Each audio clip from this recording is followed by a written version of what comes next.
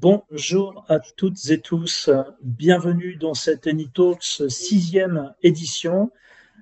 Aujourd'hui, nous allons parler accessibilité numérique avec un titre qui s'appelle De la contrainte aux opportunités et on va essayer, comme d'habitude, d'essayer de vous apporter un éclairage sur cette thématique avec un regard un petit peu terrain, avec trois experts de la thématique de l'accessibilité numérique.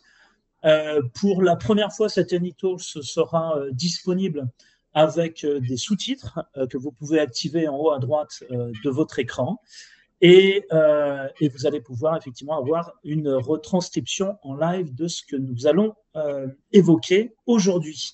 Merci à toutes et à tous d'être en ligne et d'être attentifs sur cette 6e AnyTalks. AnyTalks qui est organisée par le groupe ENI. Très rapidement, sans forcément s'étendre, le groupe ENI est leader dans la formation professionnelle avec 3 grandes structures. Tout d'abord, l'école informatique, dont je suis le directeur pédagogique, où on forme des étudiants, environ 2000 étudiants par an de formation Bac+2 à Bac+5, qui représente 1300 diplômés, et 700 personnes sur des préparations opérationnelles à l'emploi. La deuxième grande structure, c'est le centre de formation informatique, où là, on va plutôt former des collaborateurs et collaboratrices sur des thématiques bien spécifiques, toujours technologiques dans le métier du numérique. Et puis, la dernière, mais non des moindres structures, c'est Eny Édition, que beaucoup connaissent d'entre vous, j'imagine, qui est créateur de contenu de formation, aussi bien à travers des livres, des vidéos, des certifications et du e-learning. Merci à toutes et tous. On a donc aujourd'hui invité 3 experts de l'accessibilité numérique. Tout d'abord, Hervé Boisgontier, qui est formateur développement et puis auteur au groupe Eny et conférencier sur cette thématique du jour. Donc, merci Hervé d'avoir répondu présent à cette invitation. On a invité également Tamara Sredojevic, qui est UX designer spécialisé en accessibilité et design neuro-inclusif, qui est actuellement en mission à la Maïf, et Franck Le Trouvé, qui est consultant web AMO chez PixFL, référent handicap également à ADN Ouest. Je vous laisse peut-être vous dire un mot à tout le monde, à qui nous écoute, vous 3, Hervé. Bonjour à toutes et à tous, très heureux d'être ici et je suis heureux de parler accessibilité, heureux que ce sujet vous intéresse parce que c'est un sujet où il y a beaucoup de choses à faire, on va le voir, et que les gens s'y intéressent et que les gens veulent en savoir plus, c'est une très bonne nouvelle. Merci Hervé. Tamara Sredojevic. Bonjour à tous et à toutes. Effectivement, je suis hyper contente qu'on puisse parler de ce sujet et qu'on puisse répondre à vos questions. En tout cas, j'espère qu'on va pouvoir y répondre. Merci en tout cas d'avoir accepté l'invitation. Et puis Franck Le Trouvé, consultant chez PixFL. Bonjour, écoutez, merci pour l'invitation. Avec mes confrères et consoeurs, on va essayer de répondre au mieux à vos questions si vous en avez, et puis éclairer vos lanternes justement sur ce vaste sujet, comme a dit Hervé. Alors tout d'abord, effectivement, lors de cette AnyTalks, c'est moi qui vais avoir beaucoup de questions, avec notamment un programme qui va se dérouler ainsi. On va d'abord parler effectivement de généralité avec la définition, qu'est-ce que c'est effectivement l'accessibilité numérique. On va orienter notre discours également sur la législation et le rôle des organisations sur le sujet de l'accessibilité numérique. Et puis, on va rentrer vraiment dans le terrain avec des techniques et des outils pour rendre accessibles les outils numériques qui sont développés. On va parler également sanctions qui sont prévues, les contours un petit peu de ces différentes sanctions et les risques de ne pas rendre conformes les applications accessibles. Et puis également les opportunités, c'est ce qui va également nous intéresser en dernière partie. On va conclure ensuite, et puis, et ça va être important, une série de questions, et là, on va vous donner, vous, public, la parole sur des thématiques ou des points particuliers que vous souhaiteriez évoquer plus en détail. Merci à tous. C'est parti pour la première partie. Alors, tout d'abord, ce que j'ai moi, en tant qu'utilisateur d'outils numériques, j'entends parler de l'accessibilité numérique. J'ai envie de vous poser cette première question. De quoi on parle quand on parle d'accessibilité numérique? Comment on peut définir ce terme accessibilité numérique? Hervé, poursuis. Je me lance. Par exemple. Allez. Moi, j'aime bien partir de la définition du W3C, la partie Web Accessibility Initiative, où ils disent il faut que les personnes puissent percevoir, comprendre, naviguer, interagir avec le web et pouvoir contribuer sur le web. En fait, ça permet de se dire que finalement, il faut qu'une personne, quel que soit son handicap, elle puisse utiliser le web comme n'importe quelle autre personne. D'accord. Franck et Tamara, est-ce que vous avez des points à ajouter à cette définition? Non, pour moi, c'est exactement ça, c'est très précis. Quand moi j'en parle au travail, je fais ça plus simple, plus court, c'est permettre à n'importe qui, en fait, qu'on ait un handicap ou pas, d'utiliser le web pour faire des trucs qui sont quand même assez simples normalement et qui, pour l'instant, excluent beaucoup de monde. Donc, c'est aussi de rectifier une injustice. Oui, complètement. Pour ma part, en fait, j'ai tendance à embarquer également ma grand-mère, mon petit frère, mon fils ou ma fille, parce que, comme a dit Tamara, c'est vraiment un concept un peu universaliste, donc on prend tous les individus en compte. D'accord. Alors, quand on parle accessibilité numérique, en règle générale, on entend souvent des idées reçues par rapport à la mise en œuvre de cette accessibilité numérique. Est-ce que vous pouvez nous citer certaines idées reçues? J'en ai en tête, hein, par exemple, ça coûte cher, ça ne sert pas forcément à grand-chose, vu que ça ne concerne qu'une toute petite partie de nos utilisateurs. Quels sont les différents mythes qui gravitent autour de l'accessibilité numérique? Moi, c'est un sujet que j'aime bien aborder parce qu'il y en a beaucoup. Il y en a beaucoup en entreprise, il y en a beaucoup dans la vie personnelle. On entend souvent des gens qui sont pas nécessairement malveillants, qui ont juste une mauvaise compréhension du sujet. Mais en fait, l'accessibilité numérique, ça sert un adulte sur 4 en Europe. À un moment donné au cours de sa vie, on risque d'être concerné. C'est 25% de la population, c'est 30% des femmes en Europe contre 25% des hommes. Je me permets de signifier qu'il y a une petite différence aussi sur le public. Donc non, ça ne concerne pas qu'une petite partie de gens et c'est dommage de rater cette compréhension-là. Ça en fait partie pour moi des priorités. D'accord. Quel autre mythe ou idée reçue on peut trouver sur l'accessibilité numérique? Ah, Moi, j'ai lu. Vas-y, Tamara. Non, j'allais en citer d'autres, mais je pense que tu vas les avoir, donc je te laisse faire. On se complétera. Non, moi, celle que j'entends souvent, c'est compliqué. C'est compliqué, on ne sait pas faire, donc on ne fait pas. Alors que, en fait, il y a beaucoup de choses qui sont très simples à mettre en œuvre. Et déjà, si on commençait par mettre en œuvre tout ce qui est simple, déjà, on aurait des choses qui seraient beaucoup plus accessibles. Après, il est vrai qu'il y a des choses qui sont compliquées. Mais déjà, commençons par faire tout ce qui est très simple et ce sera déjà très bien. Est-ce que l'idée reçue, comme quoi ça coûte cher, est-ce que c'est vrai? Est-ce que c'est une réalité? C'est une réalité, bien sûr que ça coûte cher, mais ça coûte encore plus cher de ne rien faire parce qu'on perd une part de marché d'abord. Si on se prend une sanction, ça peut coûter extrêmement cher. Il y a beaucoup d'entreprises américaines ou même des universités qui en ont fait les frais. On est monté jusqu'à des 6 millions de dollars. Hein. On n'est vraiment pas sur des petits montants. Donc, ça coûte cher peut-être à mettre en place au début parce qu'il faut former les gens, il faut donner des outils à disposition, il faut faire évoluer nos processus de travail. Mais en réalité, c'est une question d'industrialisation parce qu'une fois que ces choses-là sont mises en place, on va beaucoup plus vite. On a un code qui est plus sain. On industrialise en fait tout ce qu'on fait. Et au final, quelque chose qui nous prenait 130% de temps, quelques mois plus tard, c'est plus que 115% de temps. Et puis ce chiffre-là diminue au fur et à mesure de l'évolution de nos métiers en fait en groupe. D'accord. Alors j'entends parfois également dire que ça dégrade le design. Ça, c'est mon préféré.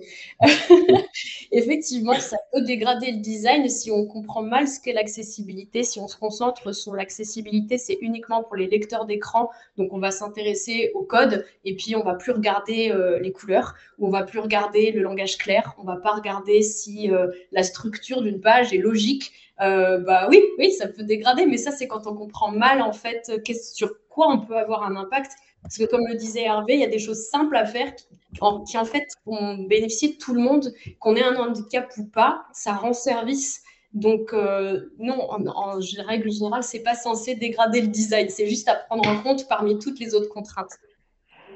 J'irais même un peu plus loin, ça peut améliorer la partie design, j'espère que tu vas pas me contredire, parce que justement, quand on a toutes ces contraintes qui vont venir, ces critères qui vont concerner tout ce qui vont être les couleurs, les contrastes, le fait effectivement d'avoir quelque chose qui respecte ces critères de contraste entre le fond et l'avant-plan, ça va permettre effectivement pour les personnes qui ont besoin d'avoir quelque chose de plus lisible de l'avoir, mais ça va permettre aussi d'avoir quelque chose qui ressort mieux, quelque chose qui soit plus clair, plus facile à comprendre.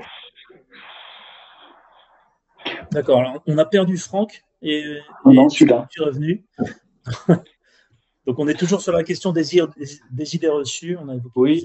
Alors, un indicateur, par exemple, quand on fait une analogie avec le bâti et quand on parle des établissements qui reçoivent du public, ça coûte cher, c'est sûr, mais une fois que c'est fait, effectivement, ça coûte un peu moins. Donc, pour rejoindre ce que disait Hervé Tamara, oui, il y a un coût nécessaire au départ, mais le coût, il est lissé dans le temps. Et il y a la notion aussi de l'effet de l'ascenseur, c'est-à-dire que ça coûte plus cher, effectivement, de positionner un ascenseur dans le cadre d'une rénovation que dans le cadre d'un bâtiment neuf. Donc, envisager dès l'amont la prise en compte de l'accessibilité et au tout début du projet, effectivement, c'est un levier de gain financier par la suite. Effectivement, si on le fait après coup, c'est-à-dire une fois le nouveau site, par exemple, en ligne, l'effet financier ou l'effort financier associé, il est beaucoup plus important. Il y a cette idée pour revenir sur l'idée qu'on peut dégrader un design, c'est hyper intéressant quand on travaille avec des petites entreprises qui ont besoin d'améliorer l'accessibilité de leur site. Ça m'est arrivé de travailler souvent avec des petites boîtes comme ça qui me demandaient de refaire leur site, mais en fait, la conversation se dirigeait très rapidement sur « et vous voulez pas une refonte graphique ?» Parce qu'en fait, quand les couleurs de la marque sont pas accessibles, quand les polices sont pas accessibles, quand il n'y a pas une identité visuelle qui a été pensée avec l'accessibilité, on se retrouve avec des choses qui sont difficiles à utiliser après. Et donc, c'est pour ça que, comme disait Franck, si on peut le faire dès le départ, c'est quand même mieux, on gagne du temps et de l'argent, en fait. D'accord. Est-ce que vous pouvez nous donner des exemples d'obstacles numériques courants que pour les personnes en situation de handicap qui peuvent rencontrer face à un outil numérique ? Par exemple, il y en a un qui est un peu caricatural, c'est les fichiers bureautiques et notamment les fichiers PDF. C'est-à-dire que ce sont, pour simplifier un certain nombre de choses, par exemple, on va créer des formulaires dans des fichiers PDF interactifs. Et déjà, en fait, un formulaire classique, c'est pas simple, mais un formulaire dans un PDF, c'est encore plus compliqué. Quelquefois, les PDF, ce sont simplement des images. Et donc, quand une image ou quand un PDF est réduit à une image, dites-vous qu'une personne non-voyante, elle ne voit pas les images, donc elle ne va pas voir le contenu du PDF, comme nous, on pourrait le voir en tant que voyant. Donc ça, c'est un grand classique, en fait, complètement. Il y en a d'autres, hein. Je laisse le soin à mes collègues de vous en exposer quelques autres. Moi, j'aimerais bien parler des en savoir plus. C'est un grand classique. Un bouton en savoir plus, le problème que ça peut poser, c'est que quelqu'un qui utilise un lecteur d'écran, donc quelqu'un qui est malvoyant, aveugle ou dyslexique, parce que c'est aussi vraiment beaucoup utilisé par les personnes dyslexiques, il va pouvoir naviguer de lien en lien sur une page. Et ça veut dire qu'il va avoir une liste des liens sur la page sans forcément avoir accès au contexte, parce que ça va plus vite. Donc quand tous les liens, c'est juste en savoir plus, en fait, il ne sait pas sur quoi on peut en savoir plus. Et donc ça, c'est des petites choses dont parlait Hervé au départ qui sont simples à corriger. En fait, ça veut dire qu'on va mettre un label plus explicite. Par exemple, bon, moi je travaille pour une assurance, ça pourrait être les produits d'assurance mobilité ou les produits d'assurance habitation, peu importe. Mais c'est-à-dire que si j'ai accès à la liste des liens et uniquement cette liste, je sais où je vais par le label uniquement. Et c'est pas compliqué de changer un label de bouton en fait. Histoire de prendre une autre thématique, là on a vu pour des personnes non-voyantes, moi je vais prendre le cas de personnes qui ne peuvent pas utiliser la souris. Donc il y a beaucoup de personnes qui vont naviguer soit directement sur un clavier physique, soit où ça va être équivalent à naviguer sur un clavier physique. C'est-à-dire qu'une personne qui serait paralysée, elle peut avoir un contacteur soit à souffle ou un contacteur sur un muscle qui lui permet de se déplacer dans un clavier virtuel. Et donc, en fait, pensez à tous les sites Internet où, pour pouvoir activer quelque chose, il faut cliquer avec la souris. Et si vous ne cliquez pas avec la souris, vous ne pouvez pas y avoir accès. Pensez aussi à tout ce qui est le focus qui a été caché. Et c'est-à-dire qu'on ne sait pas du tout où est-ce qu'on en est dans la page. Et donc, si on clique, on ne sait pas du tout sur quel lien est-ce qu'on va activer ou quel bouton est-ce qu'on va activer quand on va appuyer sur la touche entrée. D'accord, donc ça fait effectivement pas mal d'obstacles. Est-ce que on peut synthétiser l'accessibilité numérique en quelques piliers lorsqu'on considère la conception d'une application numérique? Quels sont les principaux piliers de l'accessibilité numérique à respecter? Toutes les thématiques, tous les... C'est ça que tu nous demandes? J'ai dit une synthèse. Une synthèse. Il y a 106 critères, c'est compliqué de tous les avoir en tête quand on le fait. Et je comprends du coup que ça puisse être un petit peu envahissant, ça peut être intimidant quand on aborde l'accessibilité au départ. Ce qu'il faut savoir, c'est que ce n'est pas surtout la responsabilité d'un seul métier ou d'une seule personne. Chacun dans nos métiers, on a des responsabilités. Moi, je suis designer UX, donc j'ai certaines choses sur lesquelles je peux avoir la main. Le reste, ça va être mes collègues en UI, puis ensuite les concepteurs, puis ensuite les devs, puis ensuite les testeurs, etc. Ouais. Et donc, en fait, chacun dans nos métiers, on a des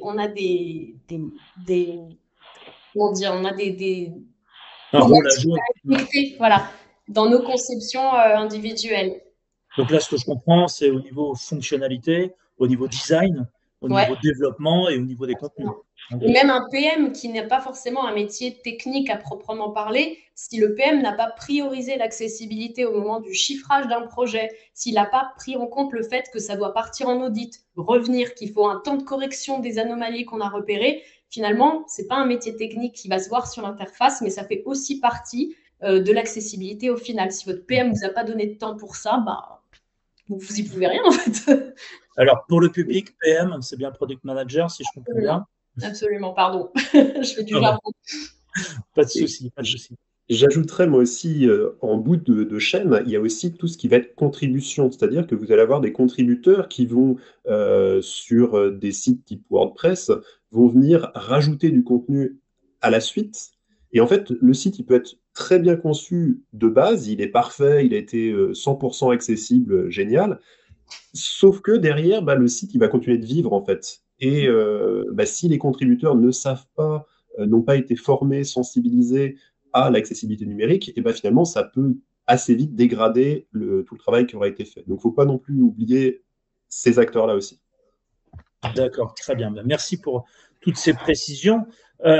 Si on parle maintenant législation et rôle des organisations, quelles sont les principales raisons légales pour lesquelles les entreprises doivent rendre leur application numérique accessible? Il y a un peu deux cas, hein. Il y a le privé et le public. C'est-à-dire que concrètement, il y a tout un pan aujourd'hui de l'écosystème digital français, européen, mondial. Alors, on va rester sur la France, mais pour lequel cet écosystème, c'est une obligation légale de pratiquer l'accessibilité numérique. Alors, on fait référence souvent à la loi de février 2005, la loi pour l'égalité des chances. Et donc, c'est inscrit effectivement le législateur français présuppose que depuis à peu près 12 ans, tous les services des collectivités, des ministères, des villes et autres sont accessibles par défaut. Et donc, ça, c'est la loi. Et donc, nos rôles ou les rôles que peuvent pratiquer en fait ceux qui abordent la thématique de la prise en compte de l'accessibilité, c'est d'abord de faire un rappel à la loi. Et donc est venu s'ajouter à ça comme un effet de surcouche, hein, entre guillemets la surcouche, la, la, comment, le fait que ce principe de prise en compte de l'accessibilité se soit étendu aux entreprises privées, à certaines entreprises privées, en fonction de leur chiffre d'affaires. Et concrètement, les grands acteurs privés aujourd'hui sont obligés par la loi de la même manière, effectivement, que les collectivités ou les acteurs publics. Donc, on a de grands pans, mais c'est vrai que ça fait un champ d'action qui s'élargit de manière importante. Et puis, outre la législation française, ce qui a été de l'ordre de la recommandation au niveau de l'Europe est devenu en fait une directive. Donc, par là même, la directive rend obligatoire aux États membres le fait de pratiquer l'accessibilité numérique. Donc, on est passé effectivement de la loi de février 2005, un peu franco-française, à un peu plus générale, où l'Europe impose à la France notamment, mais aux autres pays européens, d'avoir des services en ligne accessibles. Euh, et ça, c'est un indicateur incontournable. Alors, je parle bien pour le public. Après, pour le privé, chaque pays a des législations qui imposent ou qui sont plus ou moins permissives par rapport au fait de pratiquer ou non la prise en compte de l'accessibilité. Mais ça c'est pays par pays, on va dire ça comme ça. Effectivement, les sanctions ne sont pas les mêmes de pays en pays avec l'arrivée de l'acte européen sur l'accessibilité. En France, on parle de maximum 300 000 euros à partir de juin 2025. Au Luxembourg, ils sont plutôt sur 1 million d'euros. Donc, chaque pays va appliquer des sanctions différentes. Par contre, si on fait affaire dans plusieurs pays membres de l'Union européenne, on risque des sanctions dans chacun de ces pays, peu importe où est le siège social de l'entreprise. Et puis, il y a eu un petit changement de paradigme entre la directive européenne qui est sortie en 2016 et celle qui est sortie en 2019. Euh, Au départ, effectivement, c'était les services publics qui étaient visés. En France, on est allé au-delà parce qu'on a demandé aussi de rajouter les grosses entreprises. Donc ça, c'était un choix français. Mais maintenant, on a changé, c'est plus les entités qui sont visées, c'est les services qui vont être proposés. Donc, c'est-à-dire que maintenant, bah, tout un tas de services, le livre numérique en particulier pour les éditions ENI, mais également tout ce qui va être commerce électronique, tout ce qui va être la banque. Donc, c'est par service. Maintenant, si on est dans ces services, si on propose ces services, il va falloir être accessible. Et vont être exemptés que les acteurs tout petits. Et en France, acteurs tout petits a été traduit quoi? Les micro-entreprises ont été traduites par moins de 10 salariés et moins de 2 millions de chiffre d'affaires annuel. Donc là, c'est vraiment beaucoup, beaucoup de monde, beaucoup, beaucoup plus de monde qu'auparavant qui vont être impactés et très peu qui vont être exemptés, en fait. D'accord, donc on a la directive européenne qui cadre un petit peu les choses au niveau de l'Europe et des pays membres. On a une législation spécifique en France qui nous impose des choses, qui impose des choses aux éditeurs, etc. Mais finalement, comment s'y retrouver? C'est-à-dire que est-ce qu'il y a des référentiels qui existent? Est-ce qu'il y a des choses sur lesquelles on peut s'appuyer véritablement pour être un peu guidé lorsque l'on souhaite intégrer cette accessibilité? Oui, bien sûr. On a donc le référentiel mondial, c'est le W3C qui l'a produit, c'est le WCAG. Et donc ça, c'est la référence pour tout partout dans le monde. On a l'Europe, quand ils ont fait leur directive, ils ont proposé de normaliser cela dans une norme européenne. Et en France, on a repris cette norme européenne et on en a fait un référentiel qui soit beaucoup plus euh, utilisable pour pouvoir auditer les sites. Donc ça, c'est le RGA, le référentiel général d'amélioration de l'accessibilité. Et c'est dans ce fameux référentiel qu'il y a ces fameux 106 critères euh, pour tester effectivement est-ce que le site est conforme ou est-ce que le site n'est pas conforme. Ce sont le RG2A, c'est une Bible, hein, entre guillemets, mais c'est une méthodologie, je vais utiliser des gros mots, c'est une méthodologie d'implémentation des WCAG. Les WCAG, donc, ce sont les normes européennes, et, pardon, les normes internationales, Et ces normes, en fait, elles ont elles sont datées, elles sont versionnées, elles évoluent. Et l'idée, c'est que eh bien, les référentiels européens et les référentiels français, italiens ou autres évoluent en même temps que les recommandations internationales. Donc, par exemple, là, on va bientôt être sur une nouvelle version des WCAG. On est en droit d'attendre une mise à jour du référentiel français en fonction, effectivement, des modifications qui auront été faites sur les normes internationales. Donc, ce qui est quand même intéressant, c'est qu'on a un cadre stable, je parle bien d'un référentiel, un cadre stable qui est daté, qui est versionné. Et si je dis effectivement de manière amusée que c'est une Bible, c'est parce qu'en fait, on a un point d'ancrage, on a un vrai point de référence, une méthodologie d'implémentation de normes qui sont des normes internationales.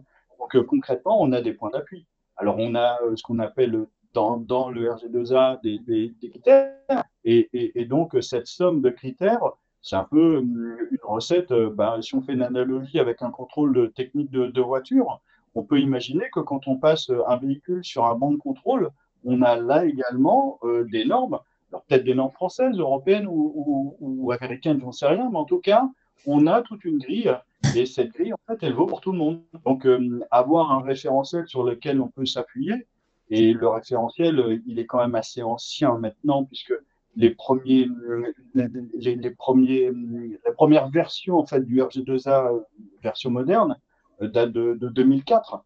Donc, on a quand même aujourd'hui un document unitaire qui a fait ses preuves, qui n'est pas forcément très, très facile à lire dans un premier temps, mais qui est compréhensible et puis qui s'est adapté et qui continuera à s'adapter en fonction des évolutions et des recommandations internationales. Donc, on a vraiment en fait un cadre et un référentiel, comme vous avez des référentiels chez UNI en matière de formation, un cadre qui est un cadre de travail qui est productif et intéressant pour ceux qui sont sensibles, effectivement, à la prise en compte de l'accessibilité numérique.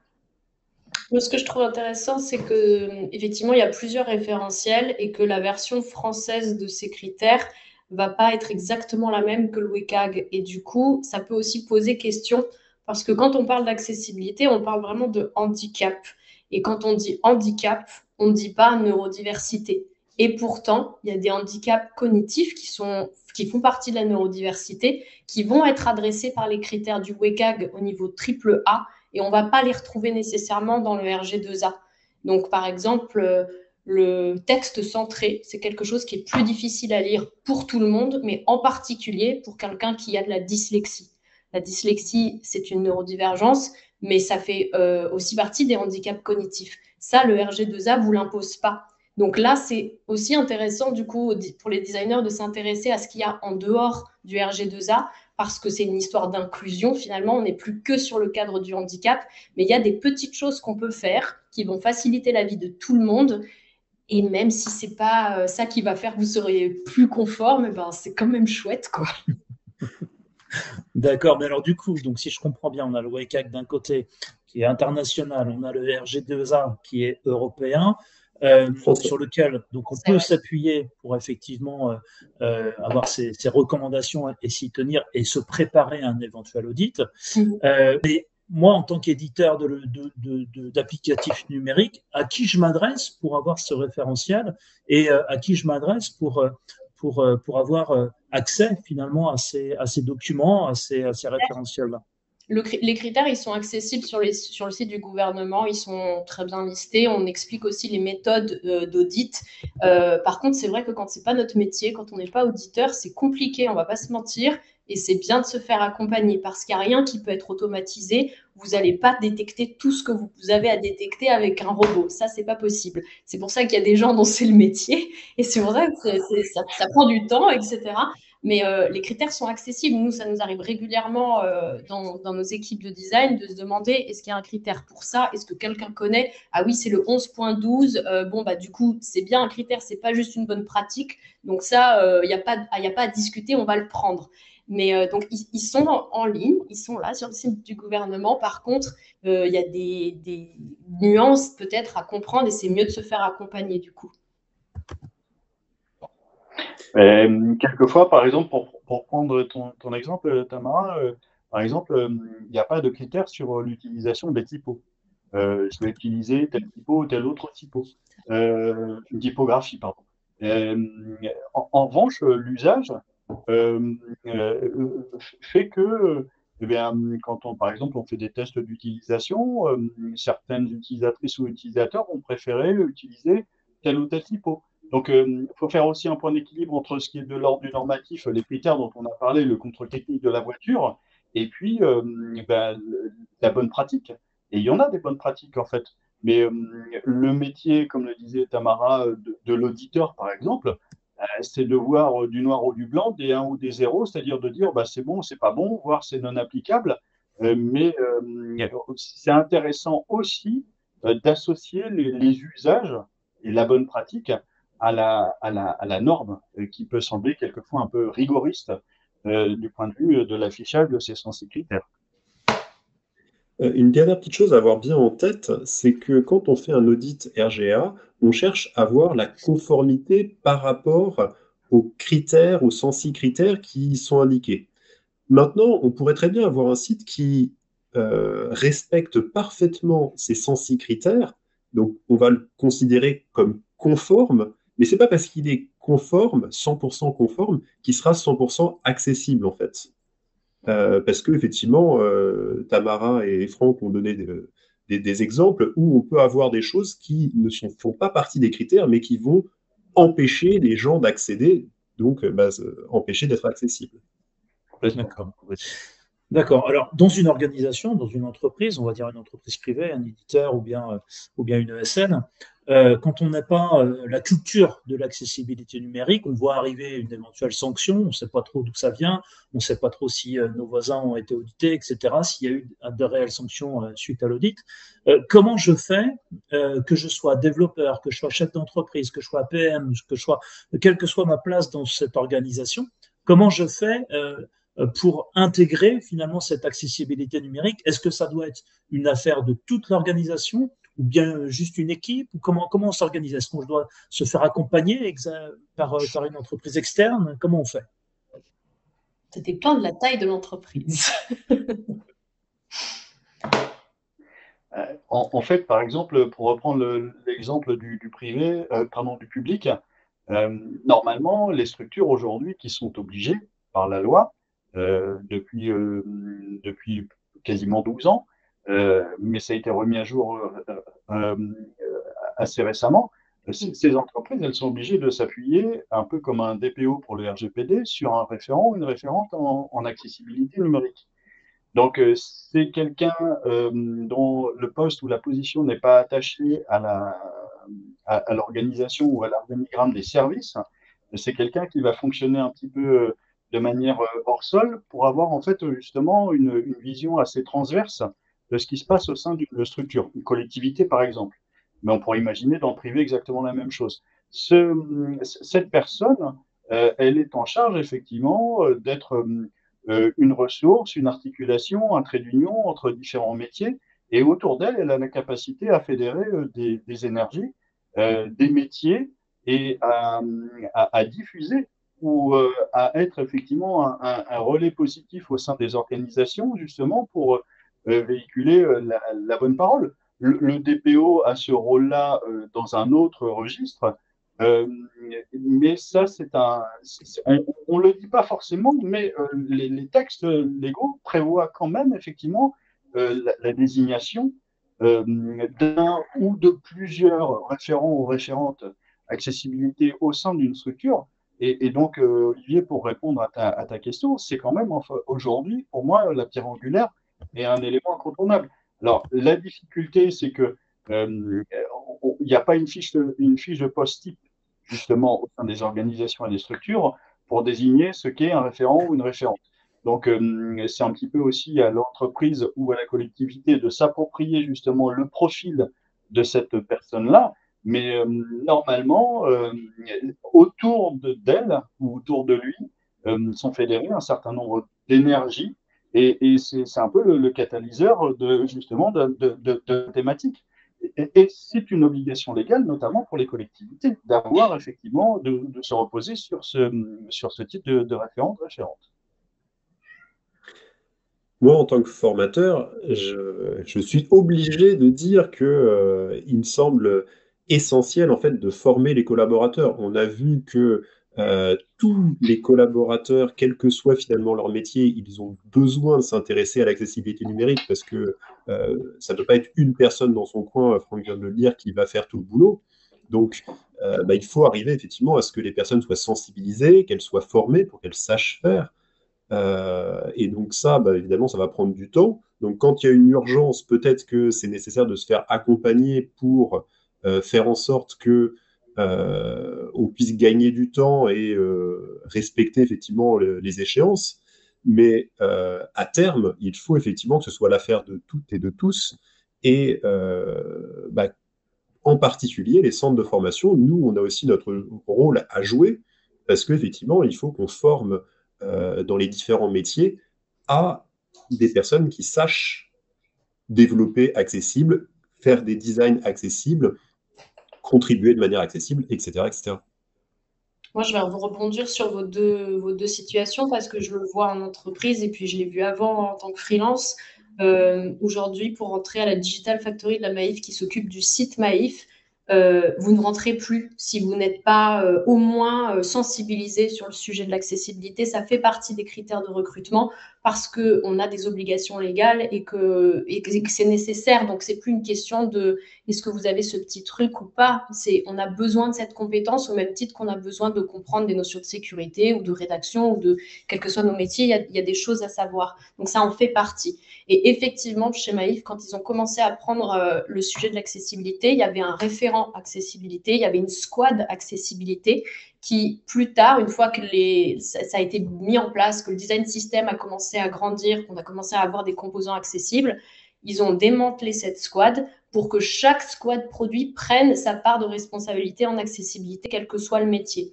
Il y a toujours des sachants, il y a toujours des experts internes et externes qui nous permettent de concevoir des choses accessibles, mais en fait,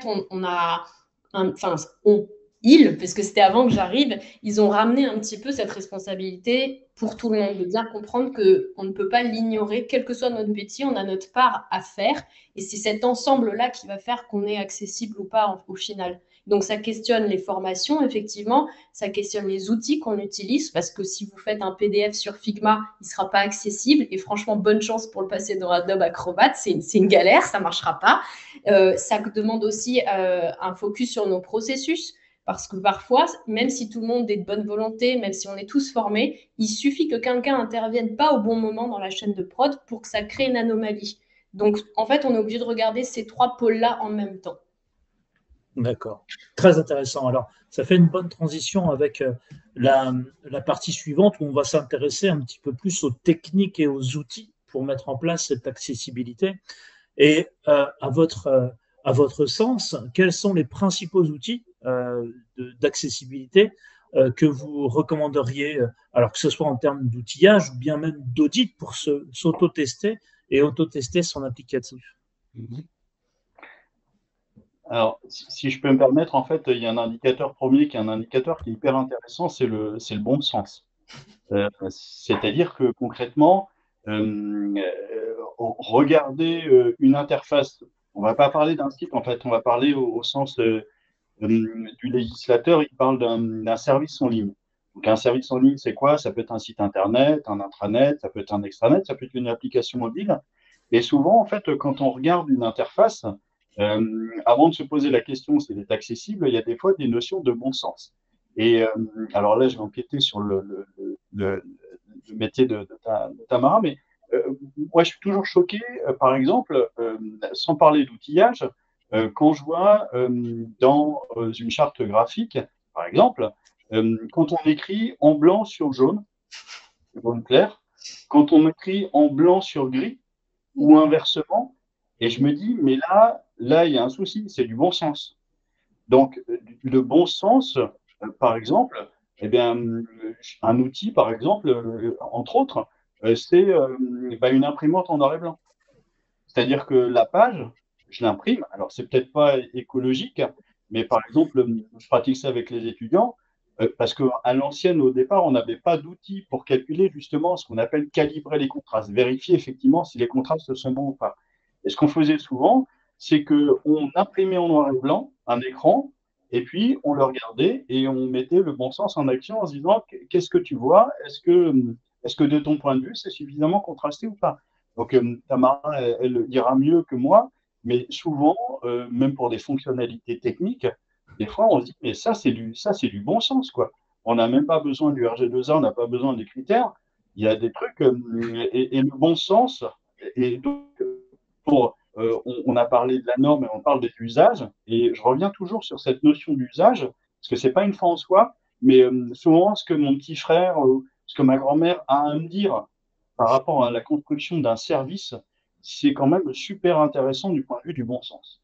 Donc, je vais laisser mes collègues rentrer un petit peu plus dans le détail de la technique, mais j'insiste quand même sur cette notion de bon sens qui va dans le sens de la prise en compte de l'accessibilité, à mon sens. En fait, ce que tu appelles le bon sens, c'est aussi des normes de graphisme que des gens qui ont fait des études en print, par exemple, connaîtront très bien. Et c'est là qu'il y a une différence entre un designer UX comme moi qui est entré directement sur le web. Donc moi, j'ai eu des codes web, mais j'ai pas eu de formation sur la typographie, sur les calibrages en impression, etc. Ce que normalement un designer UI va faire. Et donc, effectivement, la notion de choisir ses couleurs, on n'a pas eu besoin de parler d'accessibilité pour s'y intéresser normalement. Ne pas mettre du jaune sur du blanc, ça fait partie en fait du bon sens d'un designer UI ou d'un graphiste. Maintenant, c'est vrai qu'il y a des outils qui nous permettent quand même de vérifier ça, parce qu'aujourd'hui, il y a quand même énormément de sites qui ne dépendent pas d'une énorme machine comme chez Maïf, mais qui vont être un petit WordPress où il y a 10 personnes qui font de leur mieux, et c'est pas qu'ils veulent pas faire bien, c'est juste qu'ils sont pas formés, leur boulot c'est marketing, com, juridique, réseaux sociaux, etc.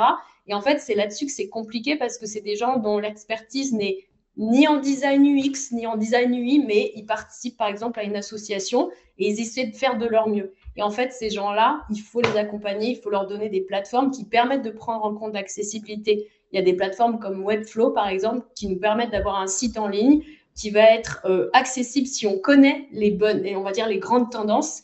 Il y a des vérificateurs, notamment de contraste, qu'on peut voir. On va regarder les niveaux de titres avant de publier. C'est des choses qui font partie du logiciel. Et il y en a sur un petit peu toutes les plateformes. Donc, on a des outils pour vérifier les contrastes. On a ABC Use All 5. Moi, c'est un truc que j'utilise tout le temps.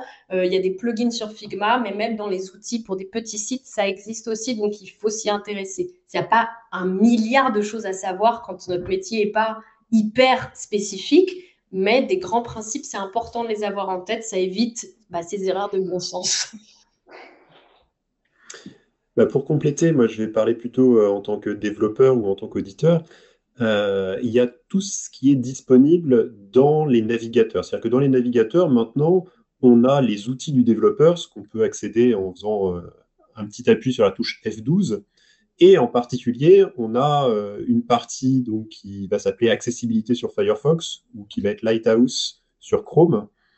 Et déjà, on a un certain nombre d'informations qui vont nous remonter. Donc, on va avoir des remontées sur effectivement des contrastes qui sont pas conformes, hein, qui ne sont pas suffisants.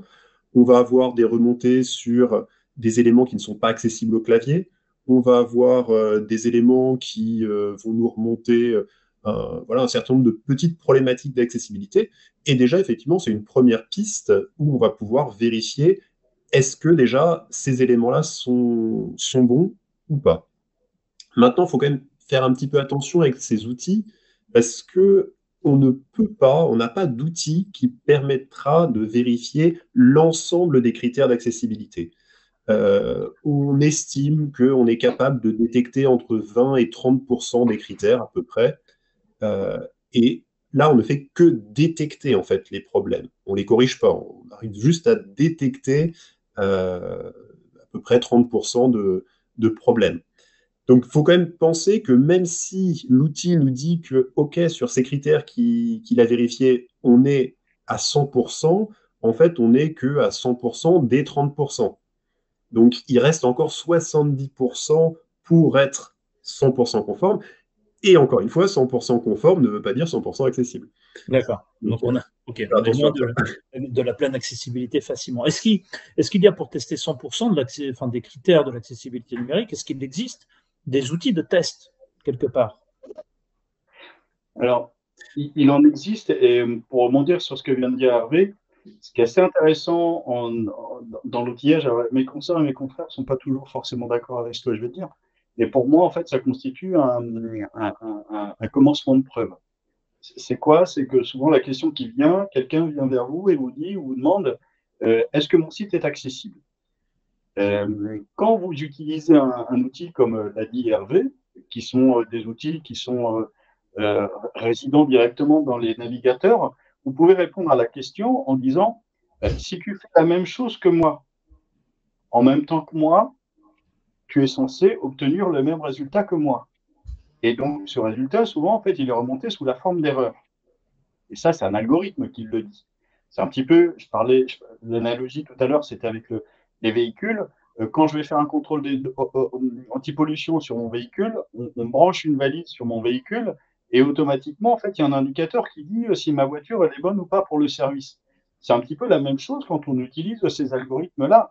Alors qu'on utilise un algorithme intégré directement dans le navigateur ou un petit widget, un petit plugin, un petit logiciel externe pour calculer justement ces 30%-là, l'intérêt quand même, c'est de dire de manière assez directe si dans la grande largeur ou pas, le site il est accessible ou pas, c'est-à-dire s'il remonte une erreur, 10 erreurs ou 100 erreurs, c'est pas du tout la même chose. Et concrètement, mon client, s'il me demande est-ce qu'avec 100 erreurs, mon site est accessible, je vais lui dire bah, concrètement, il est beaucoup moins que quand ce même algorithme remonte le fait qu'il n'y ait qu'une erreur sur la page. Et donc, ces outils, ils existent, ils sont imparfaits, on est tous d'accord avec ça. En revanche, effectivement, c'est un bon levier de décision au départ. Et moi, ce qui me fait souvent dire, à partir de ce levier-là, est-ce que ça sert à quelque chose, par exemple, de commander un audit quand vous avez de manière mécanique 100 erreurs qui remontent automatiquement? Et ça, c'est une question. Moi, je n'ai pas forcément la réponse, mais c'est une manière, effectivement, d'engager le dialogue avec lui ou avec elle et d'aller plus loin, effectivement, dans la réflexion commune. D'accord. Je me permets de rebondir là-dessus. C'est vrai qu'en freelance, moi, je le faisais beaucoup quand j'ai une organisation qui vient vers moi en me demandant de l'aide là-dessus. Effectivement, je mets l'URL dans un robot, je regarde ce qui sort. Et effectivement, il y a plein de choses qui peuvent être corrigées sans avoir besoin de refondre le site ou de changer de plateforme. Si c'est le cas, tant mieux pour l'organisation. Surtout que moi, j'ai beaucoup travaillé avec des assos, donc les budgets sont limités et ça sert à rien de faire dépenser des sous aux gens dont ils auraient besoin ailleurs. En revanche, quand on a 100%, ça m'est jamais arrivé, mais admettons que quelqu'un m'envoie un site et que je vois 100%, c'était aussi le cas sur mon portfolio. Je l'ai envoyé en audit, j'avais un score Lighthouse de 100%, il est parti en audit, je suis tombée à 60%. Il se trouve que j'ai de la chance, j'ai pu corriger mes erreurs. J'en ai qu'une que je ne peux pas corriger parce que je suis sur une plateforme no-code, mais ça donne un premier niveau d'information qui peut être intéressant pour qualifier un projet. D'accord. Et ça, c'était 60% des 30% dont parlait... Non, là, les 60%, par contre, comme c'était un vrai audit par une vraie auditrice, là, ça correspondait bien au 106 critères. Même si ça ne répond pas à tout. D'accord. Ok, je comprends. Est-ce qu'on peut, définitivement, dans une chaîne CI/CD, est-ce qu'on peut automatiser ces tests et intégrer ces automates de tests avant de mise en prod? On peut. On peut, ça dépend de la taille de l'entreprise en fait, parce qu'il y a des choses qui sont très compliquées et qui ne vont pas passer sur les robots. Par exemple, nous, on a une partie du site Maïf qui est en React et ces robots-là, ils ne vont pas forcément bien tout analyser, ils ne vont pas forcément détecter toutes les choses. Sur une page HTML, CSS et JavaScript, on va les voir, les erreurs. Et encore, il y a des cas qui peuvent ne pas être très bien interprétés. Par exemple, l'alt, donc c'est un attribut qu'on va rajouter sur une image pour décrire l'image. Un robot est capable de me dire si je n'ai pas mis d'alt. Il va me dire là où il n'y a pas d'alt. Par contre, il n'est pas capable de me dire si je ne l'ai pas mis et que c'est décoratif et que j'ai bien fait ou si j'aurais dû mettre quelque chose. Il n'est pas non plus capable de me dire tu as mis une description mais ce n'est pas pertinent dans ce cas-là. Ça, il n'y a qu'un humain qui peut le faire en fait. D'accord. Ça, c'est très intéressant. Ça veut dire que l'automatisation des tests d'accessibilité n'est que très peu possible et ne couvre pas l'ensemble des prérequis de l'accessibilité. Ça va donner un premier niveau d'information, surtout quand on ne sait pas forcément comment s'y prendre et qu'on a un petit site, c'est une bonne idée de commencer par là. Ce n'est pas la peine d'aller tout de suite demander un audit, surtout si on n'a pas nécessairement les fonds pour. On peut regarder déjà là ce qui sort. Mm. Par contre, il faut aussi savoir lire ces résultats-là parce que c'est du code quand même. Il faut un petit Oui, peu, allez-y. gérer. Moi, j'ai Oui. eu du mal au début. Donc, c'est un début. C'est un début. Ok. Alors, en Juste coulisses, pour on me dit dire, qu'on est un petit peu en retard. J'aimerais juste te laisser dire un dernier mot, Hervé, sur ce sujet, puis on passe à la partie suivante, si tu veux bien. non, c'était juste pour préciser ce que Tamara disait. L'attribut alt, soit c'est décoratif et auquel cas on va le mettre, mais on va le mettre vide, Ça. soit l'image, elle porte de l'information et on va mettre une description qui va être pertinente. Par contre, il faut toujours qu'il soit présent. Soit dans le code. C'est Hmm. ça. D'accord.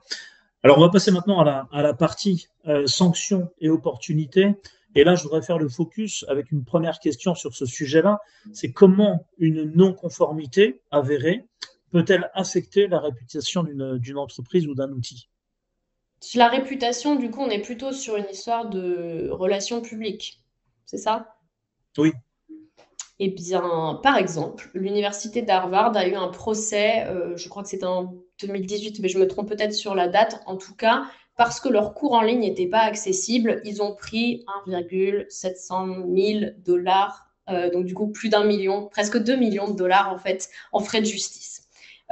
Pour une université comme Harvard, qui est une référence partout dans le monde, ça fait super mal en fait, parce que les gars, vous êtes censés savoir. Donc en fait, non, on peut pas se permettre ce chose-là. L'entreprise Target aussi a pris un procès énorme. Ça a été 6 millions de dollars. Ils ont été forcés donc à payer cette amende-là. Ils ont été forcés à avoir une déclaration d'accessibilité, à former leurs devs, à mettre en conformité tout le site. Donc, il y a un coût financier, mais il y a un coût de réputation aussi. Domino's Pizza s'est pris un tollé monstrueux parce qu'une personne aveugle n'a pas pu commander sa pizza sur le site. Donc, je veux dire, tout ça, ça a des répercussions énormes et effectivement, le coût pour de la relation publique, ça peut impacter, surtout si vous avez des valeurs en fait avec une mission particulière de réparation de justice sociale. C'est le cas de la Maïf, par exemple. Si la Maïf communiquait à ce point comme elle le fait sur tout ce qu'elle essaie de faire, entreprise militante, etc., mutualiste, tout ce que vous voulez, et qu'en fait elle n'était pas accessible ou qu'elle ne faisait rien pour ça, bah ça colle pas en fait. Et ce serait normal que les gens se plaignent parce qu'on peut pas juste utiliser ça pour redorer son blason, ça marche pas. Il faut mettre il y a beaucoup d'efforts à faire derrière, quoi.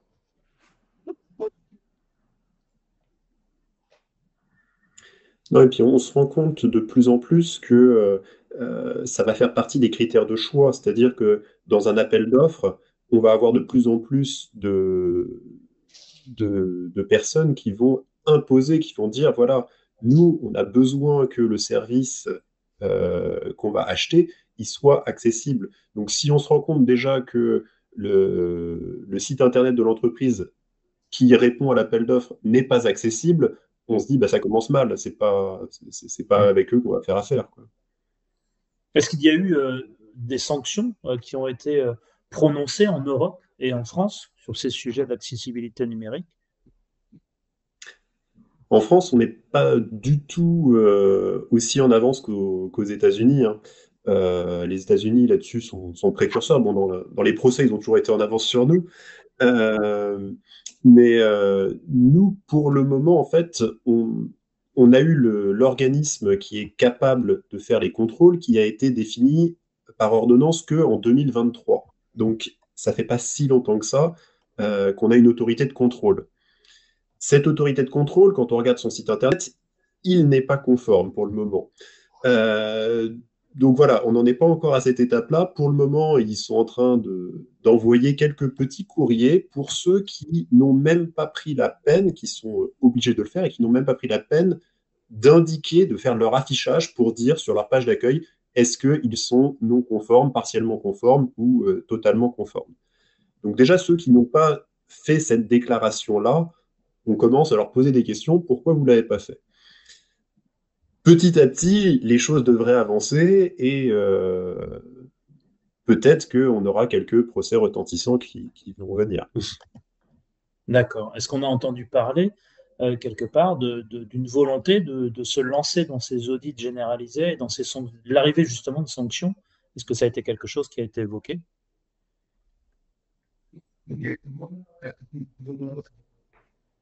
Franck, on t'entend pas. On t'entend pas, ouais, Franck. Ah, on a un problème de son. Ah, on l'a perdu. Il est revenu. Tamara, peut-être que tu as quelque chose sur ce sujet. Est-ce que tu as entendu Et moi, je le vois surtout dans l'inquiétude qu'il y a dans une entreprise. C'est effectivement, on met en place les choses, on s'inquiète des sanctions, donc on se fait accompagner, donc on investit parce qu'on n'a pas envie de se faire toper, on ne peut pas être le mauvais élève. Mais je le vois aussi parce que moi, je travaille chez Maïf, il y a une ESN, donc je discute avec des designers de cette ESN qui sont dans d'autres entreprises. Et on n'est pas tous chez Maïf. Et c'est pas que Maïf est parfaite, hein, loin de là, il n'y a aucune entreprise qui est parfaite. Mais j'entends des collègues à moi qui travaillent dans d'autres entreprises où c'est pas une valeur, c'est pas forcément une priorité.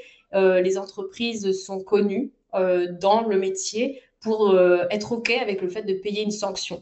Moi, je peux vous dire que pour un designer, moi, je vous m'y verrez pas. J'ai pas envie d'y aller, en fait, ça m'intéresse même pas. Donc, je pense que la réputation, elle se fait au niveau de la clientèle, elle se fait au niveau des gens qui vont avoir envie de travailler pour vous ou pas.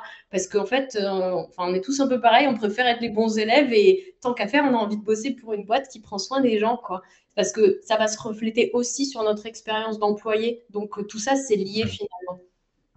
Alors, on parle beaucoup de sanctions et de finalement, on se mettrait à l'accessibilité numérique par peur des sanctions. Mais est-ce que finalement, l'accessibilité numérique, ce ne serait pas eh bien, l'aube d'opportunités, alors qu'elle soit évidemment éthique, mais également commerciale et dans ce cas-là, ce serait quoi ces opportunités? En tant que prestataire, c'est une opportunité parce que quand moi j'ai commencé en design, je suis rentrée tout de suite par la branche éthique et accessibilité. Ça m'a permis peut-être aussi de me faire connaître plus vite, d'avoir un profil qui était plus pertinent plus vite parce que je suis pas passée par une case généraliste. Je suis rentrée tout de suite via cet aspect-là. Donc ça veut dire que j'ai eu du travail tout de suite parce que comme c'était aussi un sujet d'actualité, c'était pertinent pour mon profil. Donc en fait, quand on se forme aujourd'hui en design, en dev, peu importe, c'est important en fait d'avoir cette notion-là que si on se forme tout de suite, étant donné les lois qui arrivent, étant donné le focus qu'il y a là-dessus, on aura plus de chances d'avoir du travail. Donc déjà, il y a une opportunité en tant que prestataire de la tech, c'est important de l'avoir.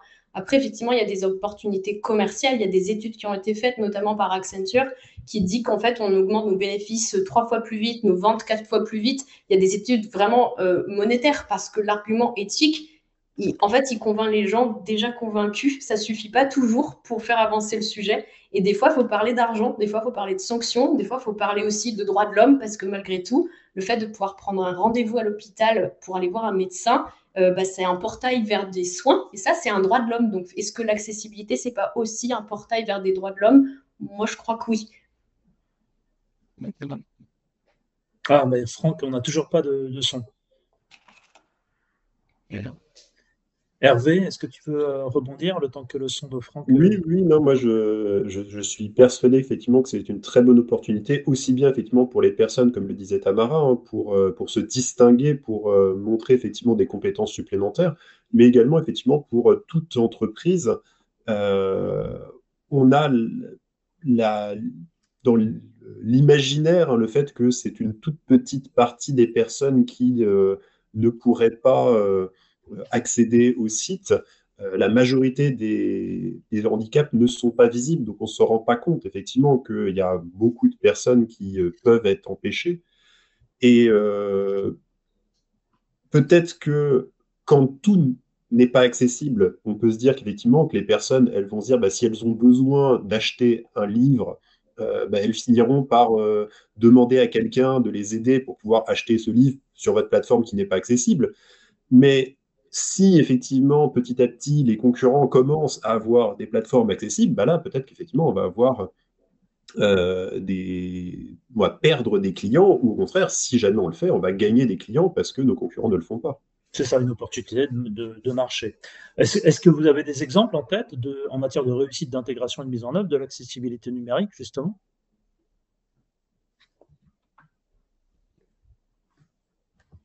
Vous avez le droit de dire non. Il y a Non, il y trois a des... accessibles dans le monde, donc c'est compliqué de parler des bons élèves là tout de suite. Il y a beaucoup d'efforts qui sont faits, il ne faut pas les minimiser. C'est important de se concentrer sur les efforts qui sont faits, mais on n'en est peut-être pas encore au stade des résultats, je trouve. Il y a Là, beaucoup de on peut quand même citer effectivement quelques exemples. Là, on peut regarder, par exemple, pour commander un billet de train, SNCF Connect, on peut voir effectivement qu'il y a eu des gros progrès qui ont été faits par rapport effectivement à ce qui se faisait auparavant, où une personne en situation de handicap était très en difficulté pour pouvoir, voire ne pouvait pas arriver à réserver son billet de train. Là, maintenant, on a quelque chose qui est beaucoup plus conforme au RGA et donc beaucoup plus accessible aux différentes personnes. D'accord. D'accord, ben merci à tous les trois d'avoir. Alors désolé Franck, du coup le micro s'est coupé. Merci à tous les trois d'avoir répondu à toutes ces questions. Il est 19h passé de 1 minute. Pour conclure un petit peu sur ce sujet, et je vais vous laisser peut-être une dernière phrase chacun, ce qu'on comprend un petit peu sur l'accessibilité numérique. Alors à la fois c'est destiné à adapter les outils numériques eh bien, aux personnes en situation de handicap, physique ou mentaux, si j'ai bien compris. Et par outils numériques, on entend le site internet, les intranets, les différentes plateformes, les applications mobiles, etc. J'ai bien compris également qu'il ne fallait pas trop confondre améliorer l'expérience utilisateur, ergonomie et accessibilité numérique.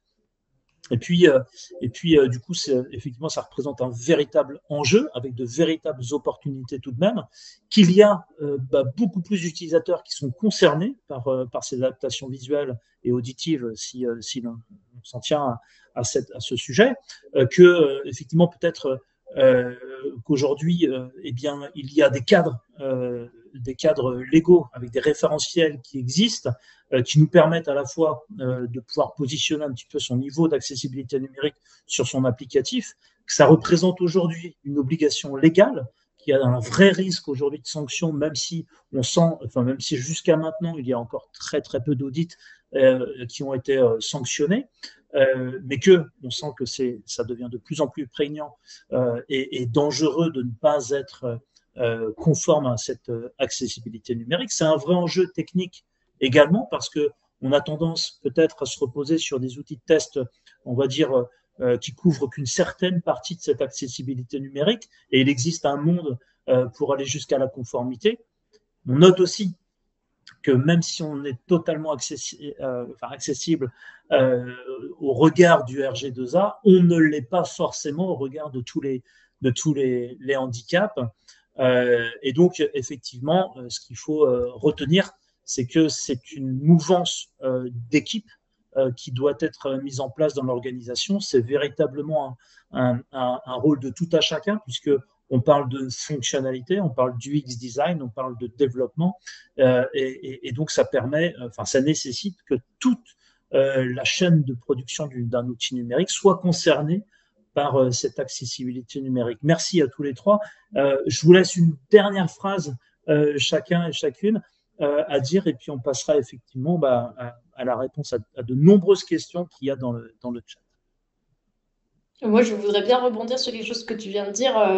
Effectivement, il y a peut-être une distinction entre notre métier technique en designer, surtout designer UX, et accessibilité. Mais en fait, ça peut faire partie du même métier. C'est la même chose. Dans tous les cas, on va améliorer l'expérience de nos utilisateurs, qu'ils aient un handicap ou pas. C'est quand même nos utilisateurs. Donc, en fait, en améliorant l'accessibilité, vous améliorez l'expérience de tout le monde. Il n'y a pas de distinction.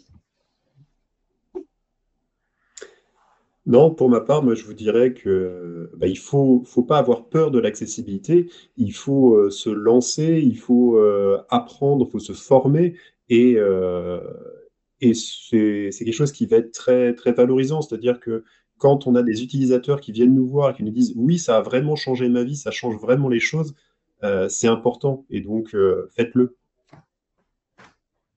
Est-ce que vous m'entendez? Un tout petit peu. On va tendre l'oreille. Un peu loin. Bon, juste un dernier mot pour dire, souvent ce qui est intéressant, c'est quand les clients disent, en fait, en quoi est-ce que ton site est accessible quand on a terminé en fait le travail de mise en accessibilité? Parce que en fait, quelquefois, quand on fait un avant-après, on se rend compte qu'il n'y a pas beaucoup de différence. Mais dans le second cas, c'est-à-dire ce qu'on vient de mettre en ligne, quelquefois, on atteint, par exemple, 100% de conformité et on a l'impression d'avoir le même site que tout le monde, sauf que effectivement, ce site, il est accessible pour plein de raisons qu'on a détaillées plus ou moins ici, mais il est accessible et ça ne se voit pas forcément. Mais pour un utilisateur non-voyant, et je parle bien de voir, il voit, lui, pour de bon, que ce site-là, il est accessible et que celui qu'il y avait il y a 9 mois avant, il ne l'était pas. Tout à fait. Merci pour ces 3 phrases de conclusion. On a perdu Hervé, décidément. On, on va passer à la série de questions et on va tenter d'y répondre. Enfin, en tout cas, nos experts ici présents vont tenter d'y répondre. On a une première question de Mathieu. Est-ce que numériser un service ne signifie pas créer de l'inaccessibilité? En fait, on est sur un élément qui est un peu politique, je me permets de répondre, et qui concerne la réduction de la fracture numérique. C'est-à-dire que, à toute force, effectivement, aujourd'hui, on met tout dans le cadre d'une dématérialisation forcée ou à outrance, bien ou pas bien, je n'ai pas d'avis sur la question, mais en fait, concrètement, la question à se poser, c'est est-ce que ma mère, est-ce que ma grand-mère, elle a accès justement à ce service dématérialisé? Et donc, à mon sens, et notamment pour les collectivités, il faut toujours penser à avoir une alternative, une solution de rechange, un backup sous la forme effectivement d'une vraie personne qui soit susceptible de répondre à ces questions-là. J'en veux pour preuve des espaces que vous connaissez peut-être sur le territoire qui sont des espaces France Service. Et ces espaces France Service, en fait, ce sont de vrais gens qui viennent vous accompagner pour vous aider à accomplir de la dématérialisation. Et ces espaces France Service qu'on avait uniquement en milieu ruraux, dans un premier temps, on les a dans les espaces urbains, c'est-à-dire dans les villes. Et on voit des gens de tous les âges qui viennent pour se faire aider parce que sur telle ou telle procédure, j'y arrive pas. Alors, on n'y arrive pas quelquefois parce que c'est pas accessible, mais pas que. Et concrètement, aujourd'hui, il faut penser et ne pas effectivement sous-estimer la capacité de l'humain à accompagner la dématérialisation. Et surtout, quand la dématérialisation n'est pas possible, il faut effectivement que l'humain soit susceptible effectivement d'être accompagnant et donc de satisfaire un besoin, même si ce besoin-là n'est pas matérialisé ou dématérialisé. D'accord. On a une question qui a reçu 6 likes, qui intéresse beaucoup notre public. C'est une question de Corinne qui se demande comment se former à l'accessibilité numérique et devenir expert en accessibilité. Hervé, c'est pour toi, hein, je te laisse faire. Faut venir se former. Il y a des très bonnes formations chez UI Service. Donc oui, non, il faut suivre des formations. Il y a des formations qui sont possibles chez nous comme chez effectivement d'autres organismes. Il y a soit des formations qui sont très courtes pour un métier, quelque chose qui va être spécialisé, par exemple, je suis développeur, je veux développer de manière accessible, où là, effectivement, on va pouvoir apprendre juste cette partie-là. On peut aussi apprendre à être un auditeur pour pouvoir dire je veux être capable d'auditer un site, et donc on va pouvoir aussi se former sur cette partie-là. Et puis après, on va avoir des cursus qui peuvent être plus longs, plus complets, pour effectivement avoir quelque chose de plus large, un spectre plus large sur l'accessibilité numérique. Moi, pour répondre à la question, pardon, c'était formez-vous chez AnyService, si je comprends bien.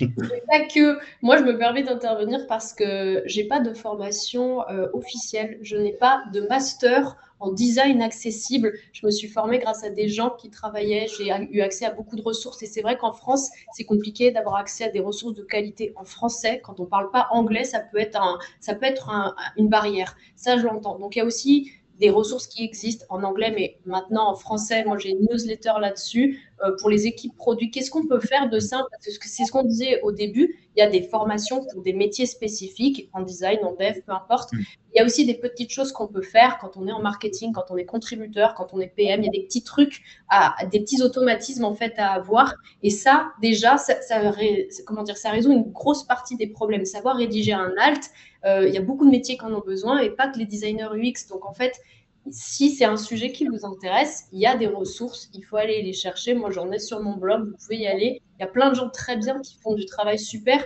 et ça ne passe pas par repasser 5 ans d'études. C'est OK, en fait, d'apprendre petit à petit. Tu peux mettre d'ailleurs l'adresse de ton blog dans la question. On dirait aussi sur les ressources que l'on a à une édition. et en tant que directeur pédagogique, on inclut, enfin de l'école cette fois-ci, on inclut l'accessibilité numérique dans les cursus, et c'est quelque chose qui doit devenir effectivement pour un développeur eh bien, quelque chose de naturel dès la conception effectivement des systèmes. Si je peux me permettre, moi, il y a une ressource qui me tient à cœur parce que je trouve que c'est, à mon sens, en fait, celle que je conseille tout le temps, par une société qui s'appelle Atalan, A-T-A-L-A-N. Ce sont des fiches, ça présente sous la forme de fiches. Elles s'appellent les fiches Accès Web. Et l'avantage qu'ont ces fiches, c'est qu'elles sont très didactiques, simples à comprendre, pas trop techniques, même si elles abordent des sujets qui sont techniques. Et en plus, elles sont, je dirais, organisées par métier. Donc, il y a des fiches qui concernent uniquement les métiers de la contribution. Donc, je ne suis pas technicien, je mets à jour des contenus.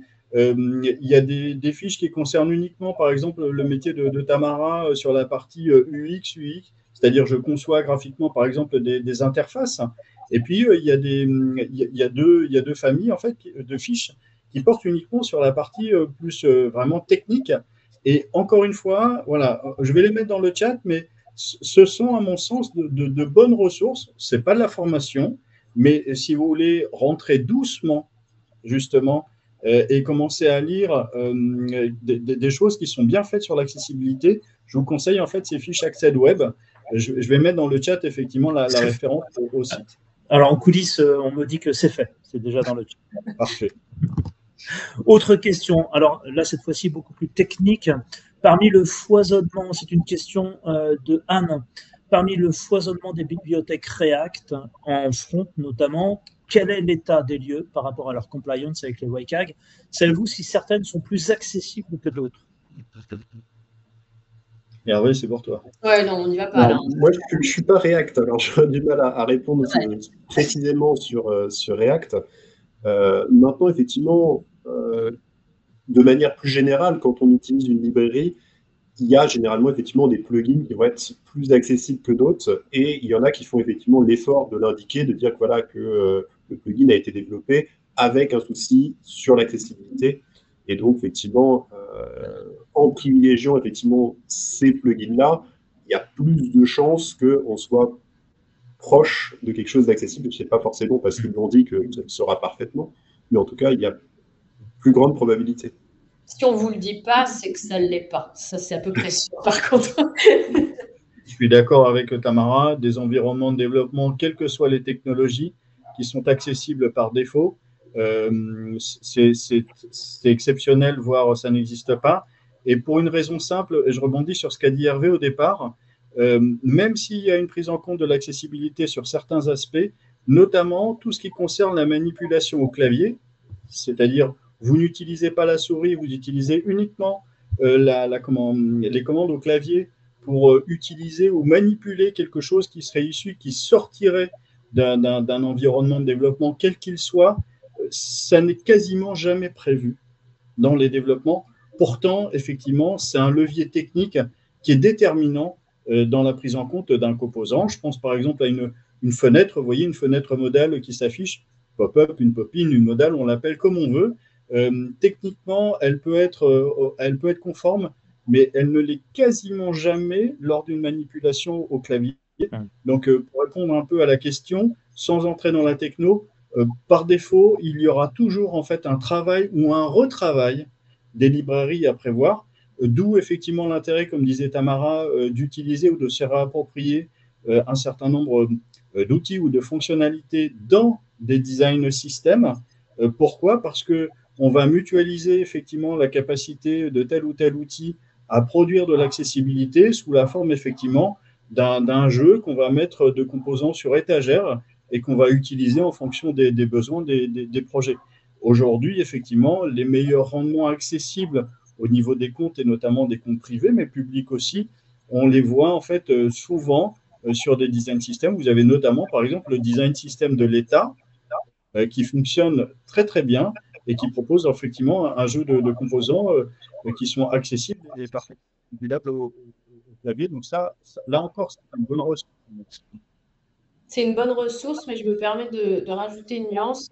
Vous pouvez avoir un design système de composants qui sont tous accessibles, mais une fois que vous les assemblez ensemble dans une page, ça ne veut pas dire que la page est forcément accessible. Il y a des détails sur lesquels il faut travailler. Alors, c'est du dev, hein, mais on peut avoir un souci de niveau de titre ou un souci de focus order. Il y a des choses comme ça qui sortent. Donc, même si on vous dit que la librairie est accessible, une fois que vous assemblez tout ça là où vous en avez besoin, il peut y avoir des bricoles à faire. C'est normal, ça fait partie du truc.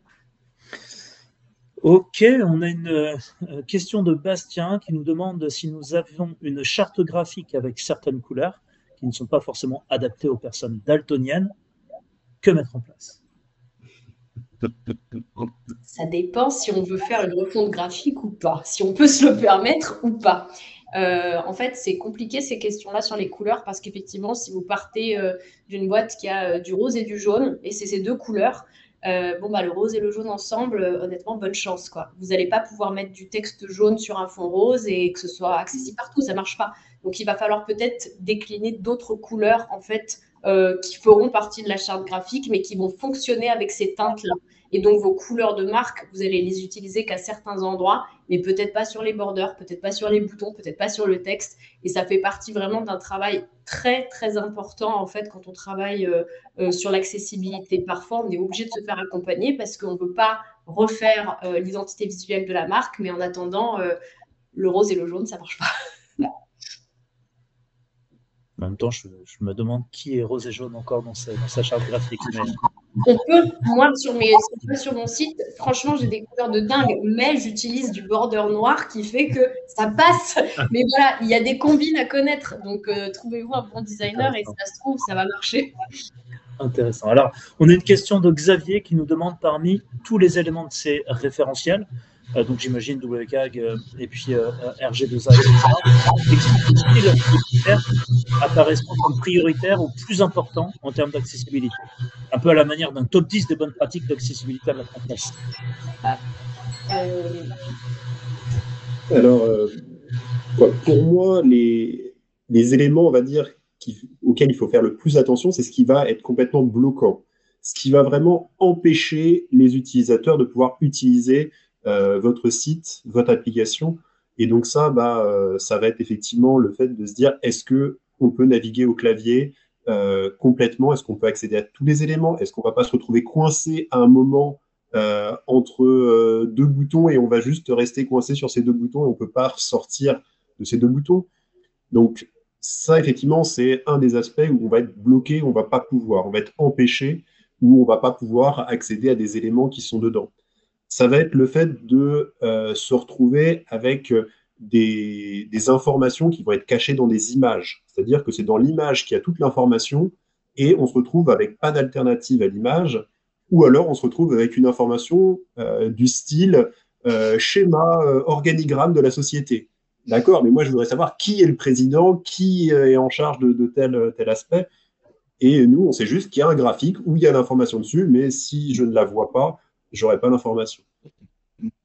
Effectivement, c'est ça, en fait, la question, c'est de savoir qu'est-ce qui est bloquant, qu'est-ce qui m'empêche complètement d'aller au bout de ma demande, que ce soit acheter un truc ou m'assurer pour ma baraque, ou que peu importe ce qu'on a à faire, l'idée, c'est est-ce que je peux aller au bout, avec difficulté ou pas, mais est-ce que je peux aller au bout? C'est la première question.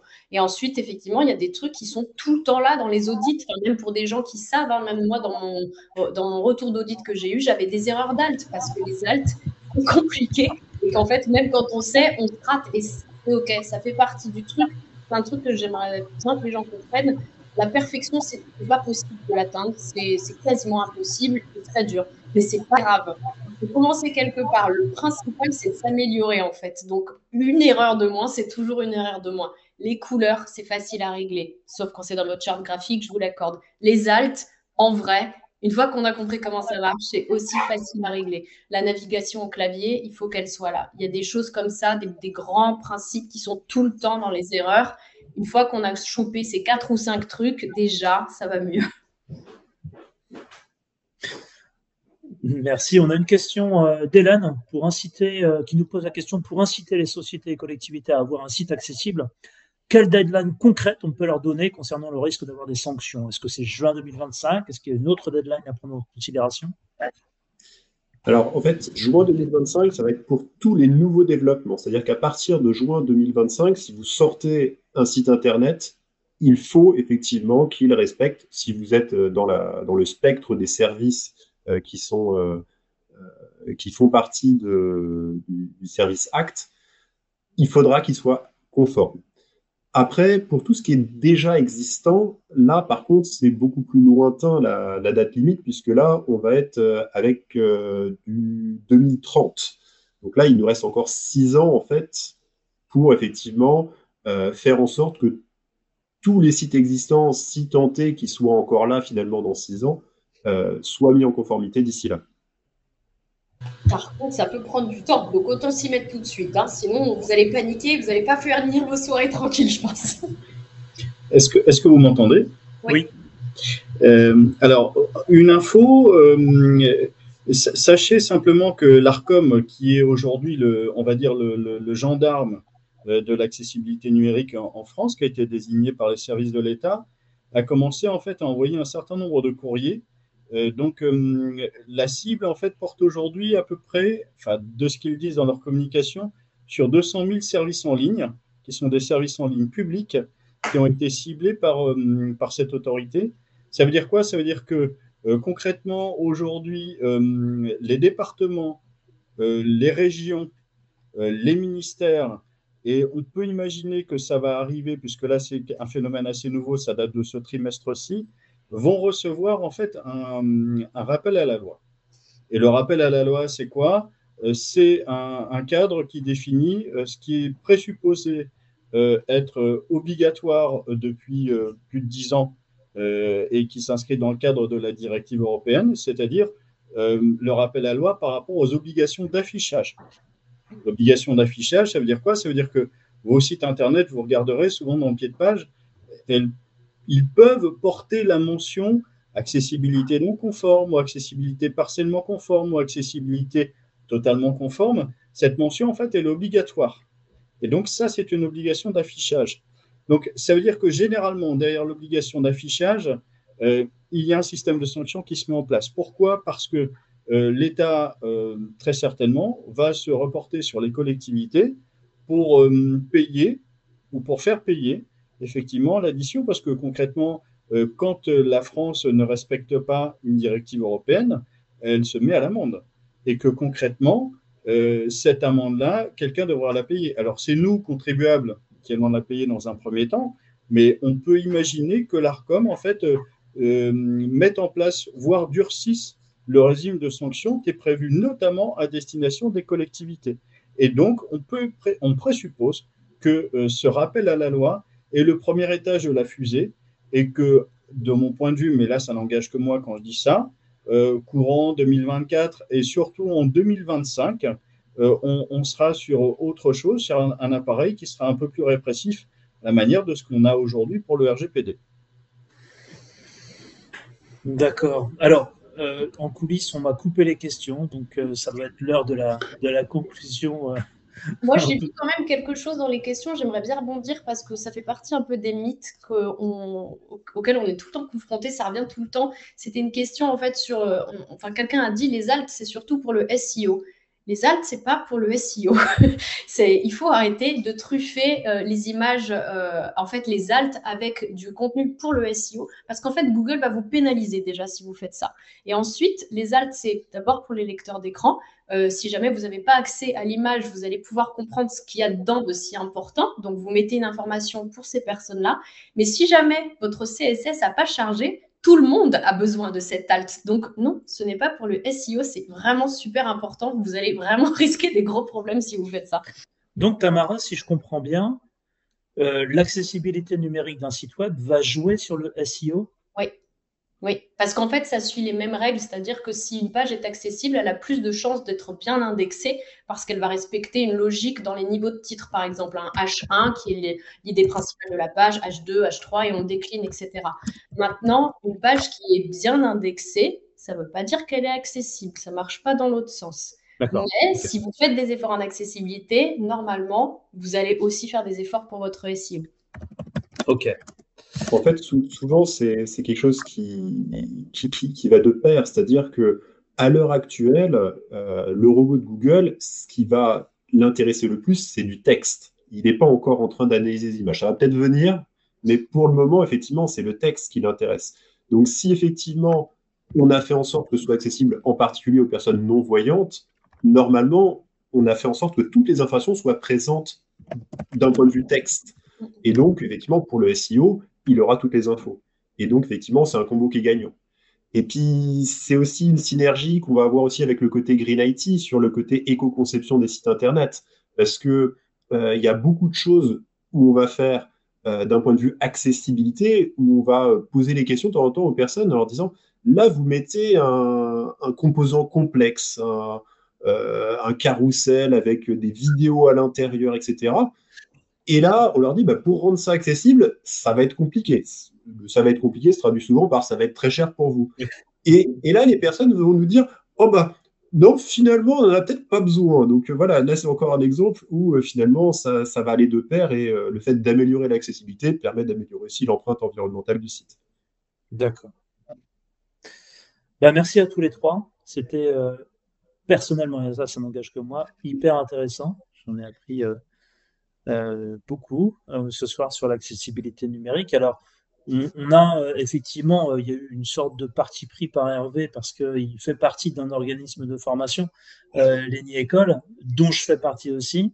Il est auteur en plus aux éditions ENI, donc forcément, on a beaucoup de choses, beaucoup de contenu sur l'accessibilité numérique, aussi bien au format papier. On a des formations pour les collaborateurs et collaboratrices directement en entreprise pour vous accompagner sur l'accessibilité numérique. Et puis, si vous souhaitez avoir une formation en informatique, en développement informatique avec ces notions d'accessibilité d'ores et déjà intégrées dans le cursus de manière approfondie, rejoignez-nous à l'école informatique ENI. Merci à tous les trois. Merci à tous les participants et participantes d'avoir écouté jusqu'au bout. On espère très sincèrement que vous ayez appris des choses ce soir, qu'on a apporté des réponses en tout cas. Le prochain ENI Talks numéro 7, 7e édition, tiendra sur la thématique du numérique responsable, comment intégrer une stratégie RS gagnante. Ce sera en hybride dans les locaux d'Upside dans le cadre de la Nantes Digital Week, accompagné et co-organisé avec Thales. Rendez-vous donc le 24 septembre 2024. Vous pouvez d'ores et déjà vous inscrire via ce QR code. Vous pouvez nous suivre sur LinkedIn, Insta, X et Facebook pour poursuivre. Et vous aurez également accès au replay de cette ENI Talks 6e édition. Encore merci à toutes et à tous et je vous souhaite une excellente soirée. Peut-être que vous avez prévu de regarder le match, peut-être même en audio description. Donc, écoutez, je vous souhaite une excellente soirée. Je vous dis à très, très bientôt.